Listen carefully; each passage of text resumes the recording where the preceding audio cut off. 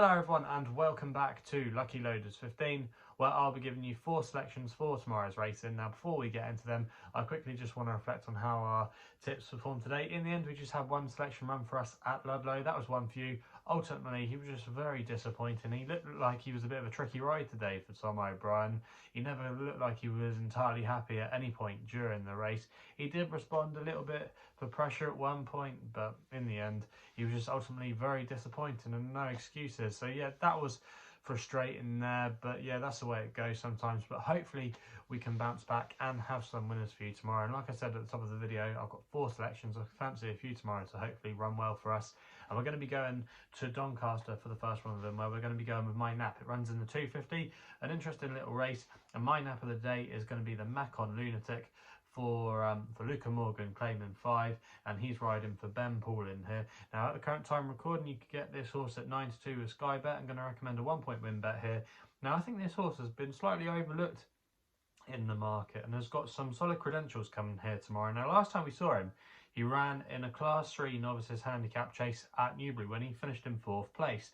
But if you actually look at the overall form and the horses he was up against, I don't think that was a bad run, and he was still there coming towards the last couple of fences. You know, he wasn't disgraced at all, and he's actually been dropped £2 for that effort. He's now down to a mark of 115, and I think if he runs anywhere near that race he did at Newbury last time out, he's got a really good chance of winning this race. He'll like the track as well. He's won here twice during his career from 3 starts. The only time that he had a blip was when he actually fell here a couple of starts ago, but it wasn't necessarily a bad fall win. It was too early to tell if he was beaten or not. I still think he would have had a chance if you go back and watch the replay, but I just think he's been falling down the weights.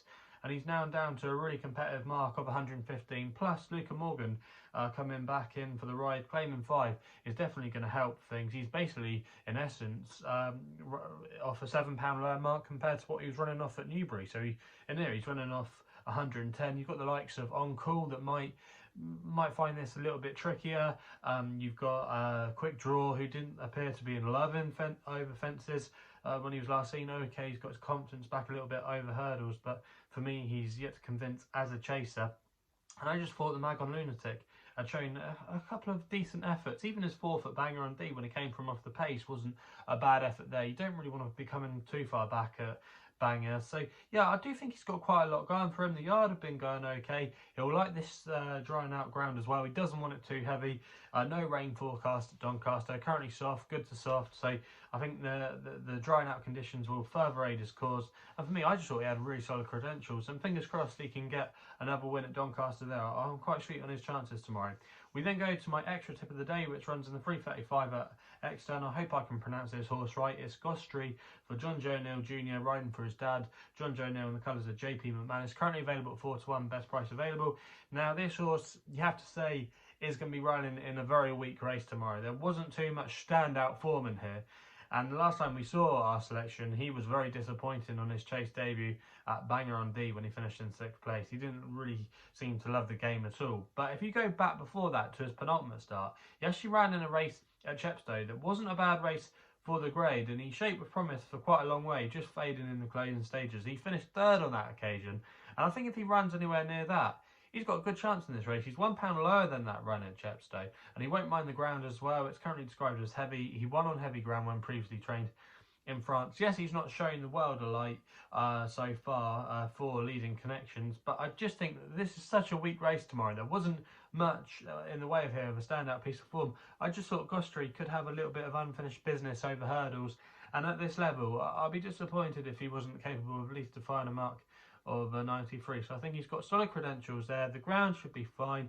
I think he could have a little bit more improvement, and I think he'll be happier going back over hurdles. And I thought 4-1 there, I didn't think that was a bad price, and it'd be interesting to see how the market does react to him tomorrow. We then go to my next best of the day, which is going to be in the bumper at Exeter, the 405, and I thought Feast here might be able to learn from his experience for Paddy Brennan and Fergal O'Brien. Currently available at 13-8. Going to recommend a 1-point win bet here. Now this horse does have to improve on his run at Southwell when he was sent off favourite. He finished 5th on that occasion. But if you go back and watch the replay, he actually was travelling into the race quite nicely, and he just got squeezed for room at a few crucial key points in the race. And I just think that kind of knocked his momentum. He was clearly expected to get the job done. He was sent off 11 to 8, so obviously connections thought quite a lot about him. But I just thought he might have just needed the experience, and you can maybe put a line through that run. I think he'll shape better for it. The yard are going well as well, so that's good to know.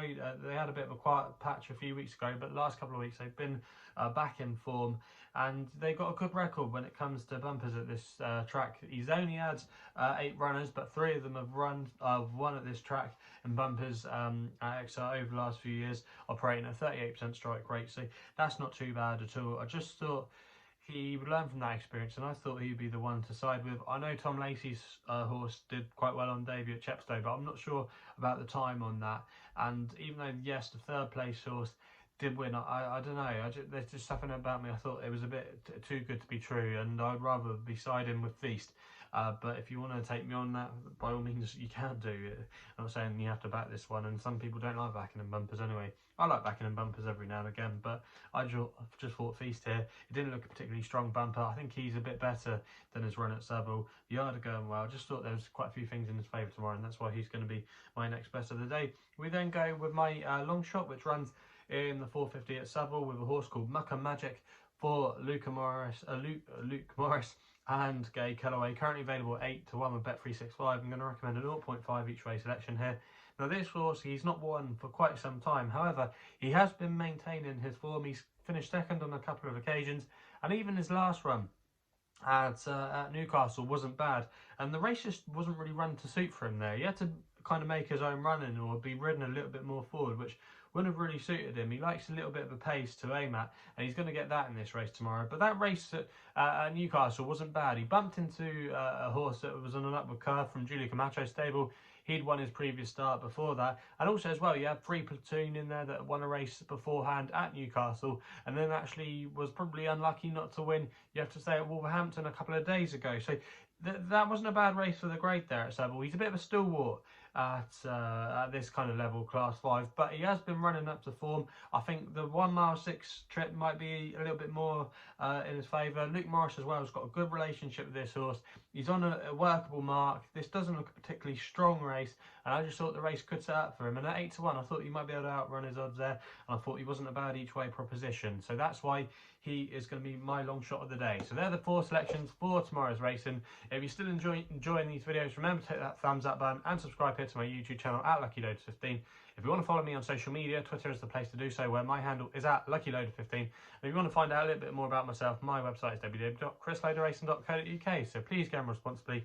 Hopefully we can have some winners for you tomorrow, and we'll be seeing you soon.